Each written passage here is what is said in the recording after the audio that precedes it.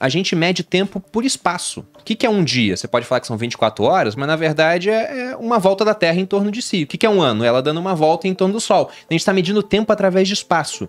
Mas e quando a gente vai para esse aspecto mais amplo, entra em relatividade, o que seria o tempo? O tempo é uma das coisas mais complexas que tem de entender, de explicar. É uma coisa muito abstrata, porque eu falo, né, que você fala assim, me dá dois copos d'água, você me dá 2 segundos. O que é 2 segundos, cara? Entendeu? Isso não existe. Até o lance lá que a gente tava falando de representar o tal do espaço-tempo, que o pessoal usa essa analogia do elástico, e aí você vai na simulação, cara, é muito complexo, é muito abstrato, e a gente tem o nosso tempo baseado em convenções. Esse calendário que a gente usa, do jeito que ele é, cara, esse calendário aqui é de agora há pouco tempo atrás, aí do Papa lá, né, do Gregório. É o calendário gregoriano. Por que ele foi feito desse jeito? Porque tinha os imperadores ali, que um queria ter um mês, que é o Júlio César. Aí o outro também falou, cara, você criou um mês pro outro, você não vai criar um pra mim? Cria um pra mim aí também. Meteu um mês que não faz sentido nenhum. Foi o Augusto. Agosto, exatamente. Então fica esse negócio, por que tem 30, 31? Cara, os caras eles sentaram ali, foram tentando resolver alguns problemas pra chegar nisso. Porque se você vê astronomicamente, que aí você vê pelo movimento das estrelas, pelo movimento do Sol e tal, uma coisa não bate na outra. Tanto o calendário tá errado, que a cada 4 anos tiveram que colocar um dia para corrigir esse negócio. Então, cara, eu acho o tempo uma das coisas mais complexas e mais abstratas que a gente tem para lidar. O que você acha, Fih? O que eu acho legal do tempo é que ele tem tanto a interpretação, eu acho, mais filosófica, quanto a interpretação mais física. Na física, inclusive, existem vários ramos, por exemplo, várias contas que a gente faz que não envolvem em nenhum momento o tempo, mas que elas indicam mudança de estado de coisas acontecendo, por exemplo.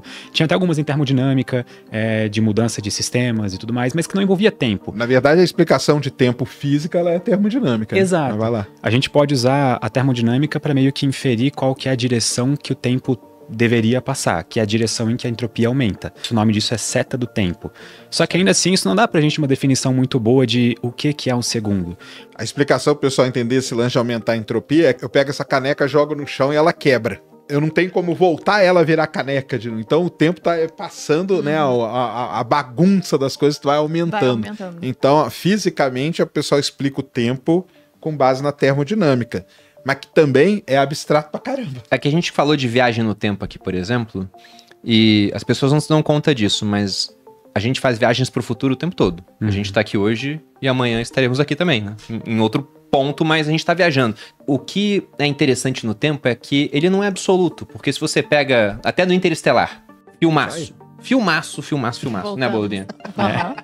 O Interestelar tem aquela cena muito interessante quando eles estão num planeta muito próximo de um buraco negro e eles passam quase nada de tempo naquele planeta e quando eles voltam e encontram um cara que se manteve em órbita... Tá velho, quando encontra o negão décadas lá em cima, o negão tá com barba até branca. Então como é que o tempo ele pode ficar relativo para as pessoas entenderem, né? Como é que funciona essa questão da relatividade do tempo? Mas aí a gente tem que ver que são sistemas diferentes. O planeta de Miller lá que eles pousam, que é o planeta que tem água e tudo, aquele planeta ali não são as leis de Newton, que ali Newton acabou. Ali começa a valer a relatividade. Porque aquele planeta ele tá numa velocidade que é um X% da velocidade da luz.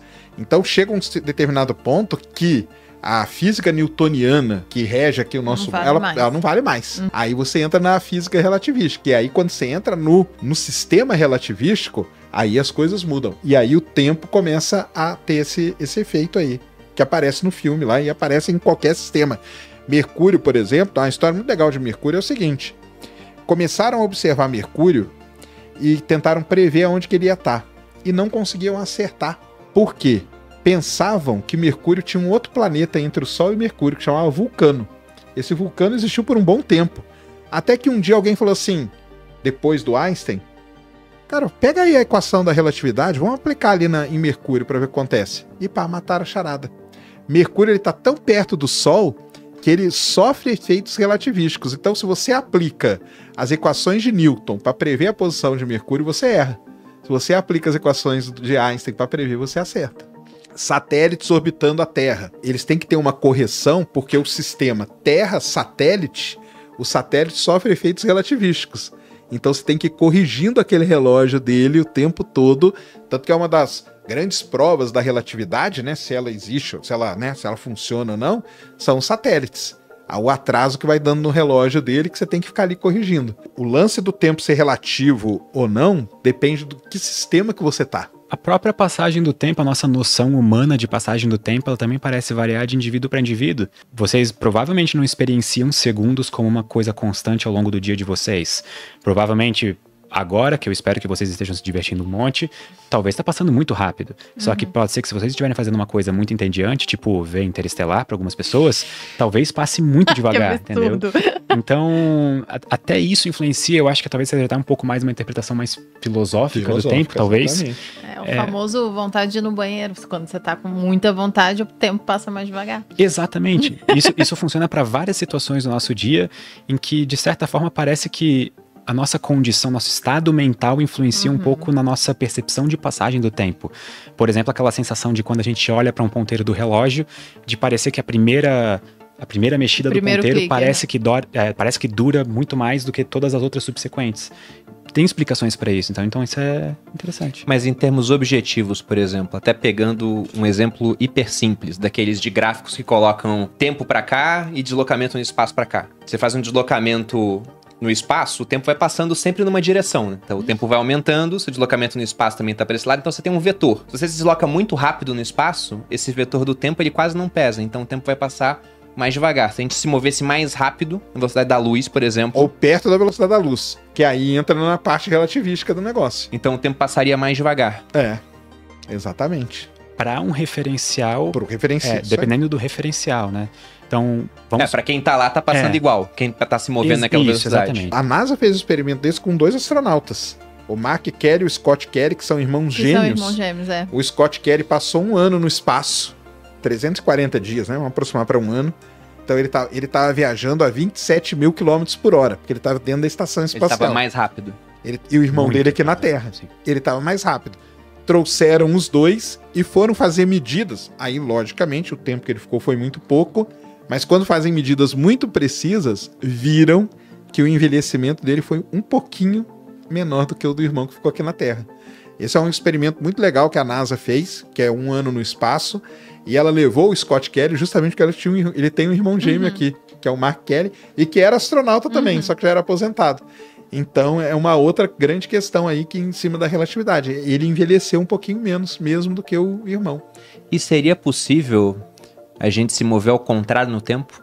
Se mover ao contrário da seta do tempo, fisicamente falando? Aí tá pensando Alguém no já Nolan propôs? lá. Como é o filme louco? Não, aquele outro Tenet. filme do Nolan, o Tenet. Não. Esse negócio de o roteiro ir e voltar e acontecer simultaneamente nas duas direções. Provavelmente existem outros exemplos de filme que já usaram isso. Sempre existe. Sempre tem um outro exemplo. Então alguém provavelmente vai falar nos comentários. Sim. Esse foi o primeiro que eu vi, cara. Esse E foi eu o achei primeiro inovador porque geralmente a viagem no tempo é o cara volta e o tempo continua na seta do tempo. Exatamente. E agora ele volta, tipo, ele regride, mas tinha coisas acontecendo de trás pra frente enquanto ele estava passando no tempo na direção normal. Então acho que isso cria toda uma outra camada de complexidade no filme que pra mim é um dos filmes mais assim inovadores que eu vi na minha vida, que eu adorei, só que eu não posso dizer também que é tipo 9 de 10 ou 10 de 10. Eu acho que pela inovação vale ali um 8 de 10. Mas voltando a essa questão da viagem no tempo, viajar no passado. vocês conhecem teorias sérias que falam a respeito disso ou não? É muito mais um desejo que o ser humano tem, uma vontade, mas De viajar no tempo? não tem nenhuma base matemática. Não existe nenhum impedimento das leis da natureza de viajar para o passado. Não existe nada que barre de maneira clara de que a gente possa olhar com matemática e dizer, não, ok, oficialmente não dá para voltar para o passado. Dito isso, a gente também não tem nenhuma maneira muito óbvia ou muito clara de viajar para o passado. Então parece que não é necessariamente uma proibição das leis da natureza ou das leis da física ou algo nesse sentido. Talvez seja só uma impossibilidade. Talvez o universo ficou sem memória RAM na hora de ser criado e não deu pra fazer essa opção, sabe, de viajar pro passado. Porque filosoficamente cria alguns problemas, alguns paradoxos. O paradoxo do avô, eu acho que é um dos mais famosos, que a gente volta pro passado e eu mato meu avô antes de ele conhecer minha avó. Então, teoricamente, não deveria Aí, já existir, né? era. Porque já era. Então, como é que eu voltei pro passado e fiz isso, sabe? Eu destruí toda a linha do tempo.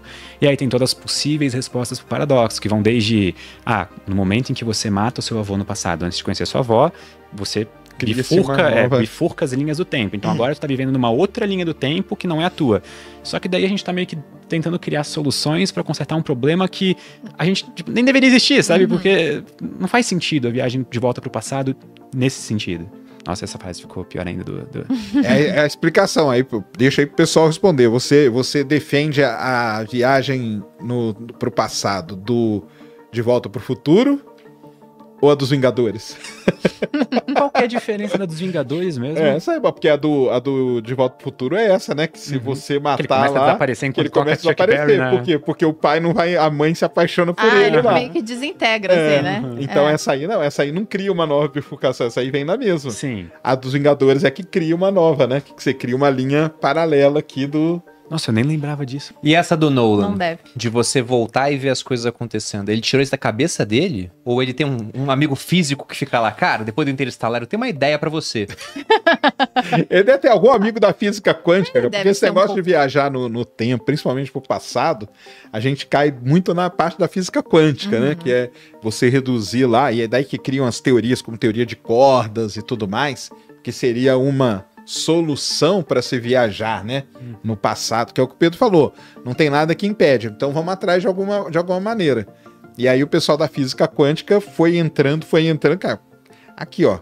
Em vez da menor coisa ser um ponto, né? Que a gente fala, não é. É como se fosse uma cordinha. E aí foi criada a teoria de cordas. E dentro da teoria das cordas, lá, das bramas, das coisas, você conseguiria viajar no passado, que é mais ou menos a linha dos Vingadores lá, né? Com o Homem-Formiga e tal, que é meio baseado nisso. Eu acho que o Nolan, cara, tem algum amigo na física quântica. O Kip Thorne é amigo dele, né? Sim. Desde o Interestelar. O Kip Thorne, que é o cara lá de Buracos Negros e tudo, ganhador do Prêmio Nobel e tudo, é amigão dele, né? Então pode ter dado umas dicas aí pra ele baseado em física quântica. Porque eu acho que ali no Ele Tenet deve tem, estudar também, né, gente? tem um fundo disso aí. Até se vocês forem perceber um pouco as obras do Nolan, quase todos os filmes Tem física. dele, desde o começo, abordam um tema em comum. Qual que vocês acham que é? Ele sempre tem um brinca negócio com o tempo. com a passagem do tempo. deve- Aí a gente chega no Interestelar, a grande problemática do filme é o tempo. aham. Quando ele chega em casa, ou aquela cena mais impactante antes disso, quando ele tá na nave e vê a filha dele crescendo nos olhos dele e tudo mais, Sim. é o tempo. Depois do Tenet, o filme acontece pra frente e de trás pra frente, também é o tempo. Então eu acho que ele só usa isso, ele só usa esses conceitos da física pra criar talvez uma desculpa pra poder brincar com o conceito de tempo, sabe? Porque se ele só inventasse alguma coisa qualquer lá e fizesse o filme correr de trás pra frente e de frente pra trás, eu acho que o pessoal não ia comprar muito a ideia, sabe? Então, acho que não tem necessariamente uma justificativa física pra ele ter feito isso, e mais uma justificativa de suspensão de descrença mesmo, sabe? Sim. De criar uma obra... Mas eu acho que no fundo tem um embasamento, algum embasamento ali, até tanto que no Oppenheimer, o Oppenheimer era um cara da física quântica. Aquelas viagens dele lá é a quântica, né? Passando na cabeça dele. Eu acho que além do tempo, ele tá mais ligado até na física quântica. Sim. Ele Ele deve com ter. certeza ele tem um Uma pira. um amor pela área, assim, porque ele usa isso quase todo Aham. filme Com dele. certeza A ele tem. gente esqueceu de Inception, por Inception, exemplo. cara. É verdade. Inception, Fala é o tempo. tanto de tempo, Totalmente. cada camada de sonho vai mudando a Exato. passagem do tempo. Então, Eu tenho que rever esse filme. é sabia? muito bom. Mas essa questão do tempo que a gente tá explorando aqui, o que me chamou a atenção foi a primeira frase que você falou, Pedro. De que, olha, não há nenhum tipo de impedimento de que isso pudesse acontecer.